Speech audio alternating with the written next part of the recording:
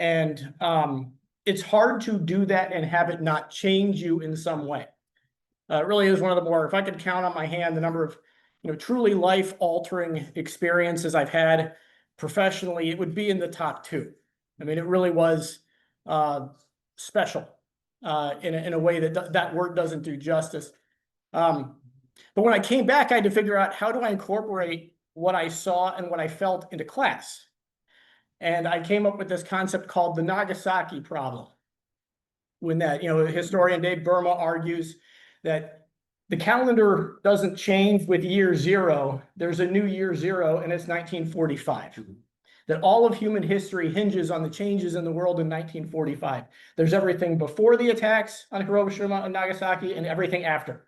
Because now we have, at a push of a button, the ability to destroy the planet as we know it. And so I asked my students, after Nagasaki, knowing what we know now, what do we do about it?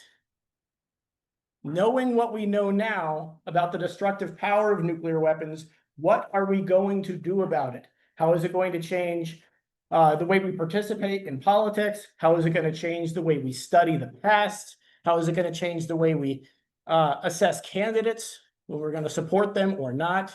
But all of human history hinges on the changes in 1945.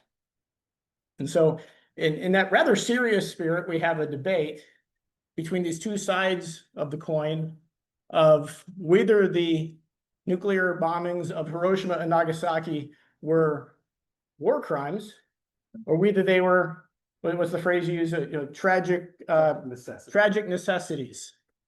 And we have, Ryan Petersen from political science, Michael Evans from history, both excellent faculty. Mike has ably led the Humanities Learning Center for years now.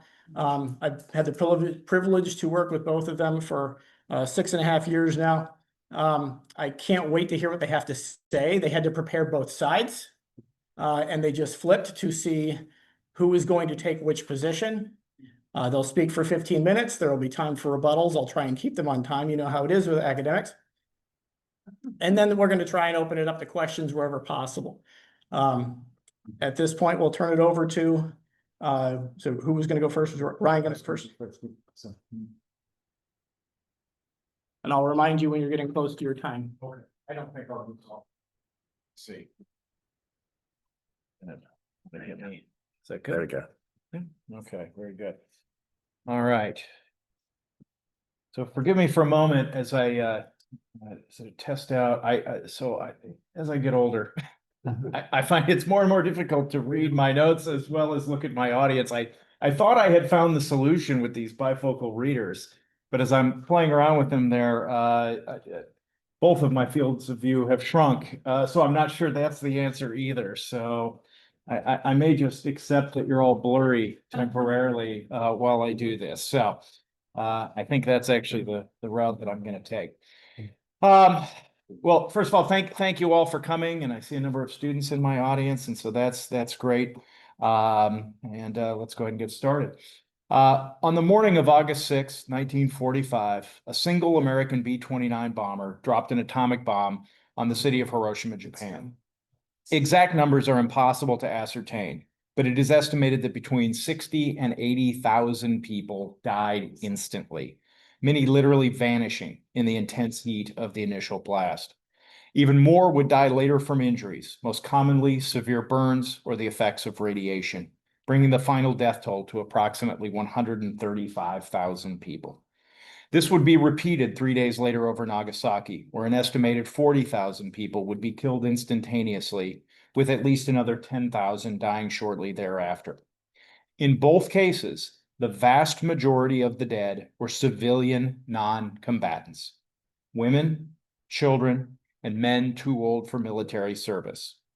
I am here to argue that this action was immoral and militarily unnecessary, and today would unequivocally also be illegal. In short, the dropping of the atomic bombs on Hiroshima and Nagasaki constituted a war crime. As horrific as the deaths at Hiroshima and Nagasaki were, this in and of itself is not why I believe the atomic bombs used in World War II constituted a war crime. Rather, it is the targeting of innocent civilians that makes this action immoral. Regardless of the weapons used, nuclear or conventional, the deliberate targeting of civilians, or even the wanton disregard for civilian lives in pursuing legitimate military targets, constitutes a war crime both then and now. To be clear, I am not a pacifist. I considered a military career, and after graduating from college, actively sought a commission in the United States Navy. Poor timing on my part. The Soviet Union had the audacity to up and collapse on me, and the U.S. military was undergoing the single largest peacetime reduction in force in its entire history at the time I was seeking that commission.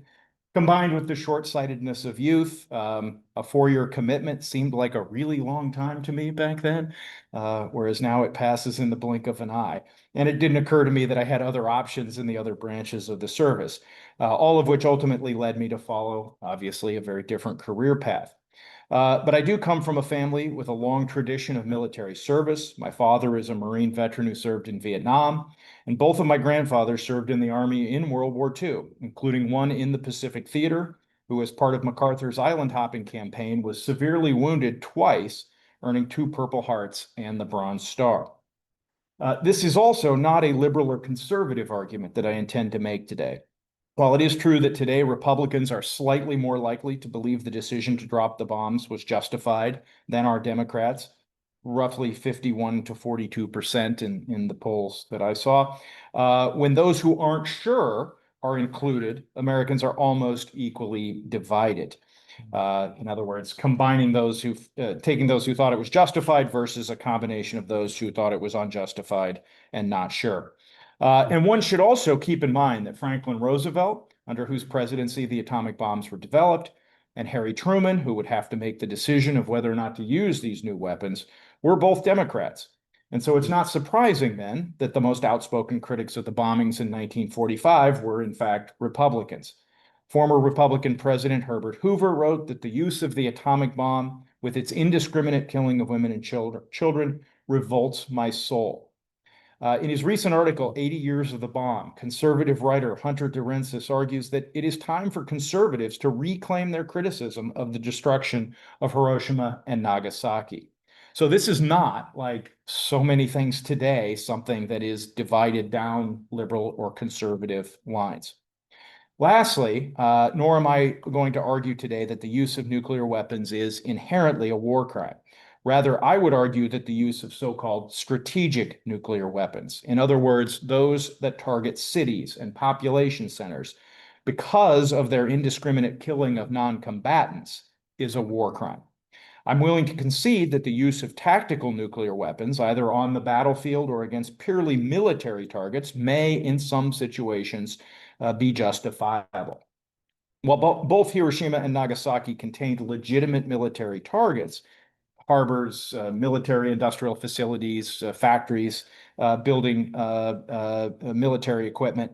The atomic bombs that were dropped on each city, by their very nature, did not distinguish between soldier and civilian, but rather obliterated both cities, killing more civilians than military or military industrial personnel. This alone is sufficient to call it a war crime. The tradition of not targeting civilians has ancient roots. Though there are certainly older examples, most notably the concept of just war dates back to at least the 13th century. This is something that our moderator discusses in an article that he published on nuclear deterrence, which was extremely helpful. He provided a copy of that to both of the participants in today's debate. So he probably can speak more to this at the end during the Q&A than I can. But just war theory requires not only that the reasons for going to war be just, which I think in World War II for the United States, they certainly were, but also that the manner in which the war is waged be just. And the use of strategic nuclear weapons, in my opinion, violates several principles of just war theory. First, by failing to distinguish between combatants and non-combatants. Secondly, by causing excessive, disproportionate harm to civilians. Third, because it is not militarily necessary. And finally, because, at least with strategic weapons, their effects cannot be controlled or limited to legitimate military targets. Today, largely in response to the strategic bombing of cities during World War II, targeting civilians is specifically prohibited by the Geneva Conventions, by federal law, and by US military policy. If the bombing of Hiroshima and Nagasaki was justified, why did the United States ratify the Geneva Conventions in 1945 and subsequent protocols in 1977? Why does federal law under 18 U.S. Code 2441 specifically outlaw war crimes, prescribing a sentence of life or any term of years or both, and if death results to the victim, the penalty of death? Why, I ask, has no other country in the world used nuclear weapons in any other conflict? Why has the United States not used nuclear weapons after Hiroshima and Nagasaki? Not in Korea, not in Vietnam, not in any other conflict, even when the other side was not a nuclear power, and thus the fear of retaliation and mutually assured destruction were not on the table. Why? I would argue it's because we know that doing so would be immoral, because we know it would constitute a war crime, as it did in 1945. While not explicitly codified until after World War II, though notably the earlier Hague Conventions in 1899 and 1907 did prohibit the bombing of undefended cities, even those making the decision to drop the atomic bombs at the time knew their actions to be at least potentially a war crime. In reference to the firebombing campaign of Japanese cities that he oversaw, General Curtis LeMay later said, "If we had lost the war, we would have all been prosecuted as war criminals." Surely, if firebombing constituted a war crime, so too did the use of even more devastating atomic bombs. It is telling that decision makers also considered alternatives to bombing actual Japanese cities, and considered instead providing a demonstration of the atomic bomb's power, Tokyo Bay, for example, or among other possible locations, or using them against purely military targets. Harry Truman reportedly initially preferred a purely military target. General Douglas MacArthur advised against using the atomic bomb, believing that Japan was already prepared to surrender, and that, and I now quote, "it wasn't necessary to hit them with that awful thing." Admiral Leahy would later write, "It is my opinion that the use of this barbarous weapon at Hiroshima and Nagasaki was of no material assistance in our war against Japan. The Japanese were already defeated and ready to surrender. In being the first to use it, we had joined the barbarians of the world. I was not taught to make war in that fashion, and wars cannot be won by destroying women and children." In conclusion, the bombing of Hiroshima and Nagasaki constituted a war crime because the weapons used and the manner in which they were used made no distinction between combatants and non-combatants, but instead deliberately targeted innocent civilians and fated them to a horrific and certain death. Conclude my remarks.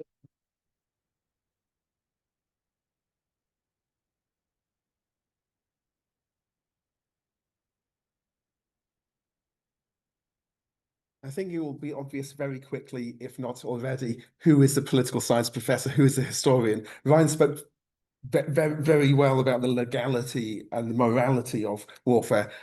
I'm going to give you a set of names and dates. No, that's not true. People like to say history is just names and dates. Sometimes the specifics, even down to individual days, can be important. So I apologize if we get lost in the weeds a little bit of who said what to whom.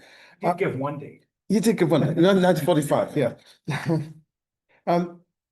The bombing of Hiroshima and Nagasaki is undeniably a horrific act. It is impossible to justify it on the basis of that it's okay, to put it simply. Ryan talking about law made me think of the line from Apocalypse Now, where Colonel Kurtz says, "Arresting someone for war crimes in a war, if a crime's in a war, is like handing out speeding tickets at the Indianapolis 500. To understand how people could contemplate this horrific act, I think you have to place it in context. And I need to be careful what I say here. I'm not arguing that because tens of thousands of people had already died, what's a few tens of thousands more? I find that a very problematic way to argue. What I am arguing is that the planners who decided to bomb Hiroshima and Nagasaki were in a world in which tens of thousands of people were killed in conventional air raids. particularly from the use of incendiary bombs that set fires. In Dresden, in Germany, 25,000 dead. In Tokyo, 100,000 dead in a single night of a US air raid, comparable to the numbers, possibly even bigger than the numbers killed at Hiroshima or Nagasaki from conventional bombing. And I believe the only defense of Hiroshima and Nagasaki being bombed is that it saved lives. I think the argument comes down simply to that. It's estimated that Operation Downfall, actually, let me backtrack a little to where the situation was in the war. The United States had brought its forces to the doorstep of Japan. Okinawa, Iwo Jima had fallen. In order to knock Japan out of the war, Operation Downfall was planned, which was an invasion of the Japanese mainland. Joint Chief of Staffs estimated this would kill 500,000 US servicemen. And there are various different estimates, everything from Truman saying 250,000 to people saying maybe 1 million dying. We're talking hundreds of thousands of casualties had the United States invaded Japan. And these are documents from the time. These are not later justifications. These are people making the decisions using these numbers. Privately, the military estimated up to 1 million. This is a campaign projected to last until November 1946. It would have extended the war by over a year. In anticipation for the casualty figures, 500,000 Purple Hearts were manufactured. For those of you unfamiliar with medals, Purple Hearts are for being wounded in action. They anticipated 500,000 receiving the Purple Heart. So many Purple Hearts were made, 120,000 were left in the time of the Iraq War in 2003. But also, the Japanese civilian deaths would have been horrific. I think I've talked about how I feel a little uncomfortable using this kind of numbers game.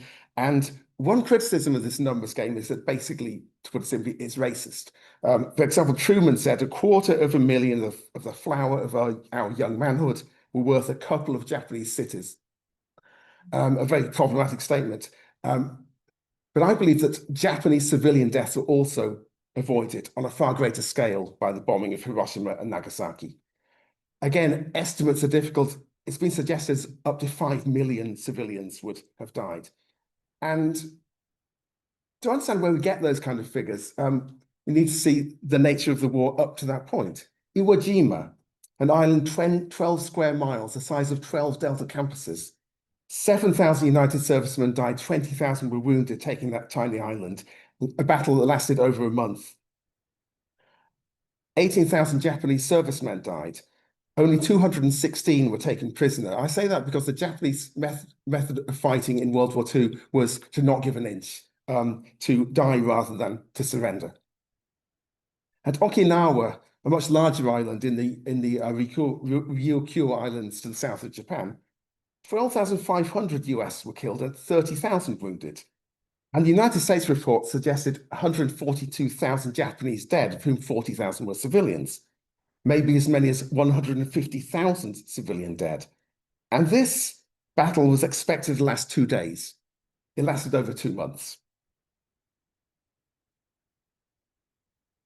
So I believe there was a clear argument for the dropping of the atomic bombs having saved lives, both American and Japanese. So what I'm going to do is, I anticipated counter-arguments. Ryan very cleverly did not anticipate my anticipations, and maybe we can come back to this in the rebuttal at the end. I anticipate arguments against this numbers game, against this it saved lives argument. One is that Japan would have surrendered anyway, and Ryan cited some US chiefs of staff, US generals and admirals who said that was the case. The background to this is the Potsdam Declaration, where Truman, who is now the president, Stalin, Churchill, then replaced by Attlee, representing the United Kingdom, and met in a city in what was then the surrendered and occupied Germany. And the Potsdam Declaration that came out of that conference, it was signed by Britain, the United States, and China, not by the Soviet Union, because the Soviet Union was not yet in the Pacific War. That is important. It calls for the unconditional surrender of Japan. But it also made clear that the Allies had no desire to destroy Japan, no desire to take away Japanese self-government after the war if it were on a democratic basis. And there's a reference in the Potsdam Declaration to prompt and utter destruction if Japan did not surrender. This may be a veiled reference to the atomic bomb. It could be argued either way. It could be argued as merely rhetoric, or I would argue this is a veiled reference to the consequences. It made no reference to the position of the emperor. And it's been argued that the Potsdam Declaration pushed Japan into keeping the war going because they feared that America would remove the emperor as head of state. The Japanese response, interpretations of the Japanese response, which was to say, we're ignoring this, we're not going to address this at all. Interpretations center on the Japanese word moka.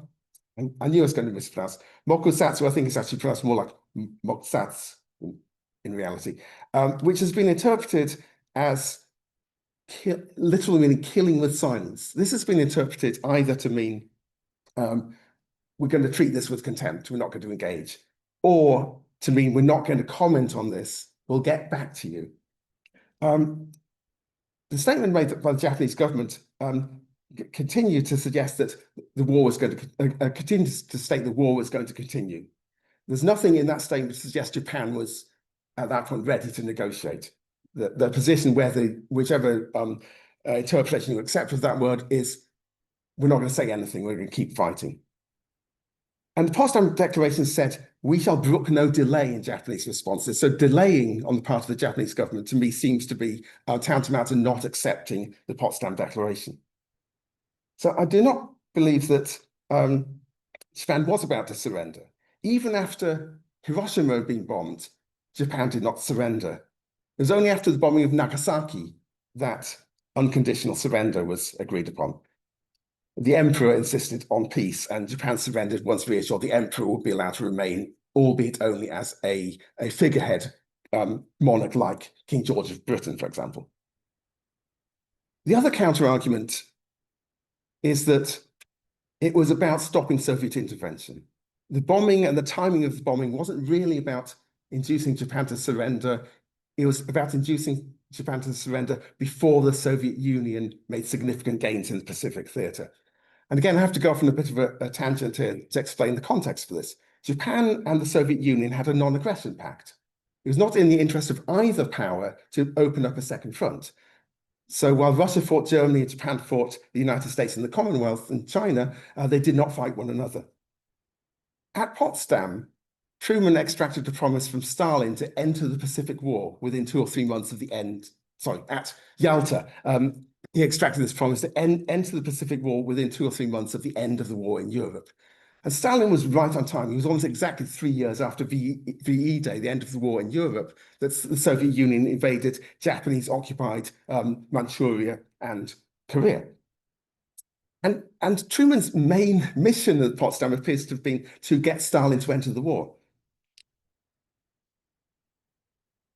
And the suspicious timing that Stalin enters the war just after the Hiroshima bombing, and this suggests America was desperate to end the war then by the use of atomic weapons. This timing is more about Stalin's promise to enter the war within 3 months than it is about America attempting to end the war to keep Stalin out. Truman had hinted of the existence of the atomic bomb to Stalin at Potsdam. He declared they had a new weapon of unusual destructive force, and the Soviets actually knew about it anyway through their intelligence. You're probably familiar that Los Alamos had Soviet spies within it. So this was no surprise to Stalin. The idea that this was maybe going to be sprung unexpectedly once the Soviet Union had entered the war is not impossible, because Truman did not say we have a nuclear weapon, but he hinted at its existence, and Stalin actually did know he had a nuclear weapon. According to Truman, Stalin expressed little interest in the new weapon when Truman told him about it, but hoped that Truman, quote, would make good use of it against the Japanese. Stalin's response, at least publicly, was not, you can't do this because we want to conquer Korea and Manchuria. It was, good, you're going to help us end the war against Japan. Americans were concerned about the rise of Soviet power in Asia, but I did not find a clear link between that concern and support of the atomic bomb. Truman pursued both strategies. Truman saw the atomic bombs and Soviet intervention together as both ways that would end the war. Eisenhower, commander of Allied forces in Europe, opposed the use of the bomb, but also feared Soviet expansion. So there's no link in, for example, Eisenhower's position between opposition to the bomb and being soft on communism, to put it cynically. So I'm not convinced by either of those arguments, either that Japan was about to surrender or that the timing of the bombing was to keep the Soviet Union from making significant gains in Asia. And I just want to add that, taking on a kind of a Cold Warrior persona for a moment, it could be argued that stopping communism in Asia, if that were the mission behind the atomic bombs, was that such a bad thing? Compare the development of North and South Korea. North, Soviet occupied, still a communist dictatorship, desperately poor. South Korea, one of the world's economic and cultural leaders. And imagine that fate for Japan. Had Japan fallen by invasion, some kind of division like that of Korea or Germany would probably have occurred, with the Soviet Union occupying the northern part of the islands and maybe setting up a Soviet-style puppet state in similar to North Korea. So my conclusion is that it saved lives by stopping a far, far bloodier conflict had the Allies invaded the Japanese islands. And as I said, I'm rather uncomfortable with this counting numbers, with saying, well, a bunch of people died here, but it stopped a bunch of people dying there. It's a brutal and cold logic, I accept that. But it's a brutal and cold logic imposed upon the Allies. The United States did not begin this process. This was a brutal and cold logic imposed by fascism and Japanese militarism. Thank you.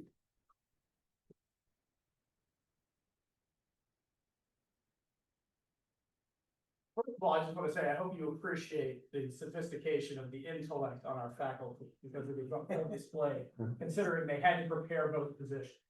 At this point, Ryan, you have 5 minutes for a vote. Okay, are we taking the vote? I guess we have the Zoom yeah. thing, yeah, so. All right, just a couple of things that I would mention in rebuttal. The first is that my worthy opponent mentioned the bombing of Dresden. I would agree with him. I would also argue that that too was a war crime. Again, the distinction that I'm making is between targeting civilians and pursuing legitimate military targets. And so, again, I think regardless of the weapons used, nuclear, conventional, sticks and rocks, it really doesn't matter if you're targeting civilians. That, I think, is what makes it a war crime.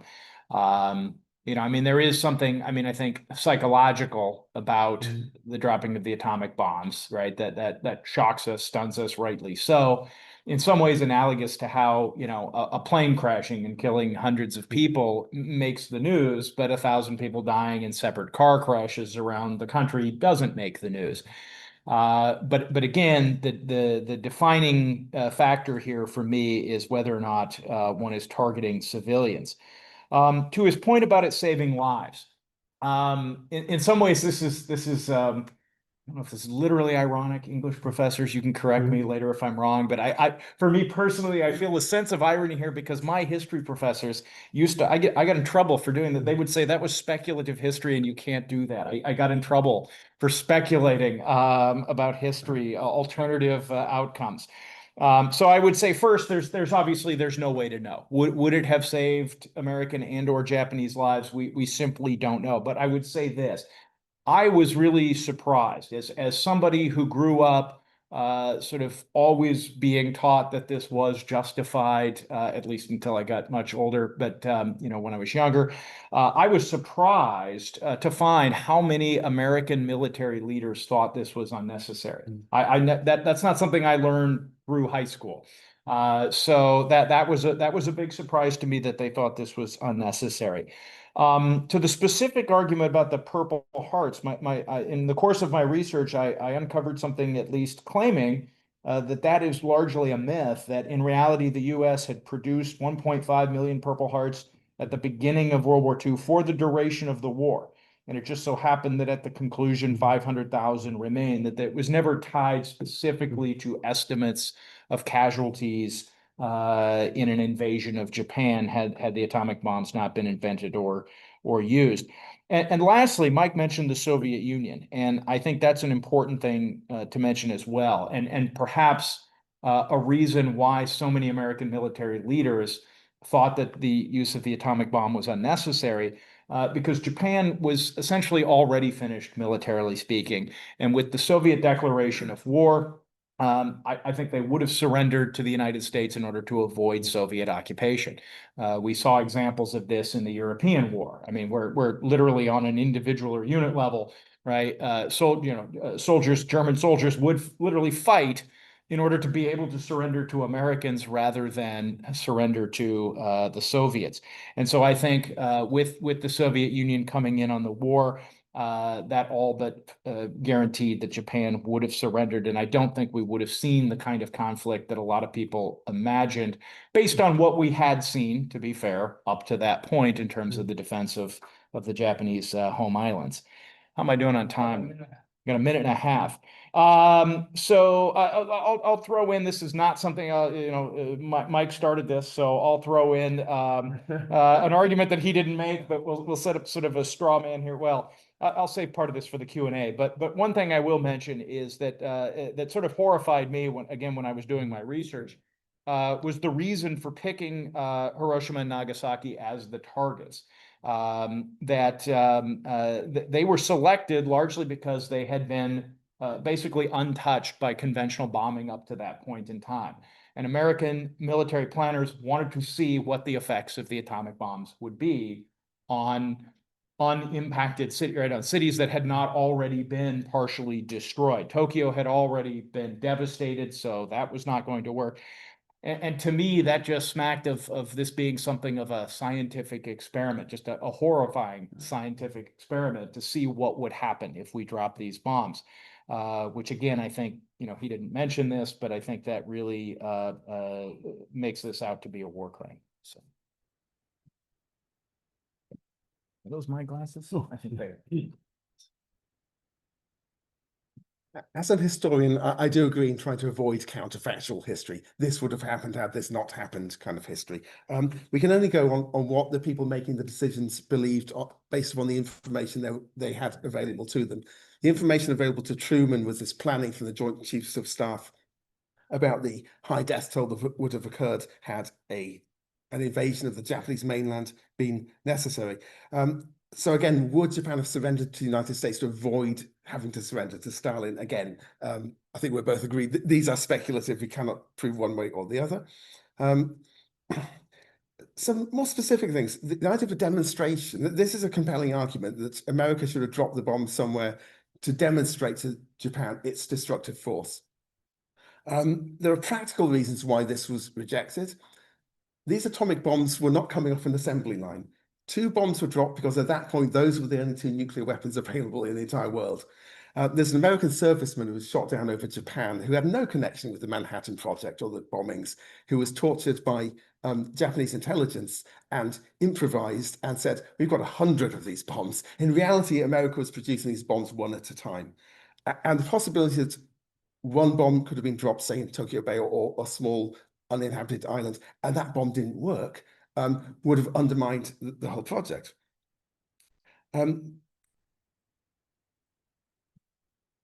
The choice of Hiroshima and Nagasaki, one of the appalling things, I think, thinking about this is almost the arbitrariness of who has a city wiped out, who does not. There's a story, I don't know, Ryan might be able to confirm this, whether this is true, that Kyoto was selected and was rejected as a target because one of the planners had visited Kyoto and thought it was a really nice place. Kyoto is a very historic city in Japan. It would be like bombing Rome or Paris or somewhere like that. And on such small issues as history turns sometimes. Hiroshima and Nagasaki were significant strategic centers. They were not, I believe, chosen, at least not solely for experimental purposes as undamaged cities. Nagasaki was the major port of Kyushu, the southernmost Japanese island. Nagasaki had been the port of entry into Japan for centuries. In the past, in the 17th and 18th century, when Japan had been an isolationist country, European trade all went through Nagasaki, a very strategic position.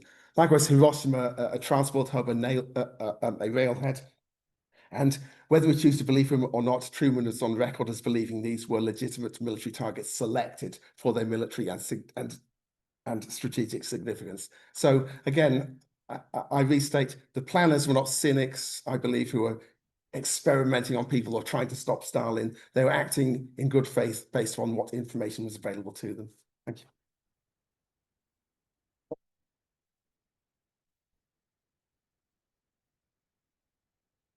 Just throw one little tidbit in there about the targeting is Nagasaki is actually the home of Japanese Christian culture.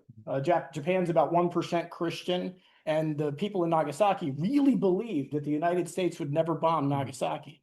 And the Kyoto discussion is pretty accurate. It was removed from the list of targets because of cultural significance. So when we were thinking cultural significance, we were thinking from the Japanese history, whereas when they were looking at it from Nagasaki, in Nagasaki, they were thinking, oh, we're like them, they'll never attack us. And so it's just kind of interesting, the turns of fate of history. I love the dispute about counterfactual history because that cuts to the heart of the distinction between history and political science as disciplines. And to see Mike acting like a political scientist and Ryan the opposite is very fun for me. It's really about my entertainment. But I do have some, I'm going to prompt some questions that I hope you'll both speak on, and then we'll go to the audience. My question comes to, I believe it's Paul Kennedy, this historian, comes to mind, wrote a really definitive history of the Second World War. And I'll say this caveat is that this isn't just abstract. If you have a parent or grandparent or great-grandparent who served in World War II, the statistical chances that your existence might be affected by this decision, it's not 0% chance. I had 3 of my 4 grandparents served in the Pacific Theater. So I had one of my grandmothers actually served in the Pacific Theater as well as both grandfathers. So if any one of them had been, seriously injured or killed in an invasion of Japan or anything related to the surrounding islands, maybe I don't exist. This is more than just an abstract academic argument for many Americans. So worth remembering that. But Paul Kennedy makes this argument that he says no American president responsible to his constituents could have looked at the potential of lives lost and made a different decision. So can't be held accountable for a war crime. How would each of you respond to that notion? I know obviously that's a question that's targeted more at Ryan, but still, how do you respond to the idea that to whom are our leaders responsible when they are calculating the morality of a strategic decision? Starting out with a softball. Yeah. Wow. I mean, in a strict legal, political sense, right? They have to be responsible to the people who elected them. The oath of office of the president is to the Constitution, protect and defend the Constitution. But I do think that we all owe some obligation to humanity, to our fellow human beings, regardless of their nationality, of their citizenship. I mean, your scenario, how this is not abstract. This touches our lives. I mentioned my grandfather. I mean, this touches my life even before we get to the decision of whether or not to drop the atomic bombs. I mean, my grandfather was wounded twice. Once he was hit in the head by a Japanese sniper. It's pretty amazing that I'm here, right? Just to begin with. And it's a kind of an interesting little side note. Had it not been for my grandmother, I might not have been, because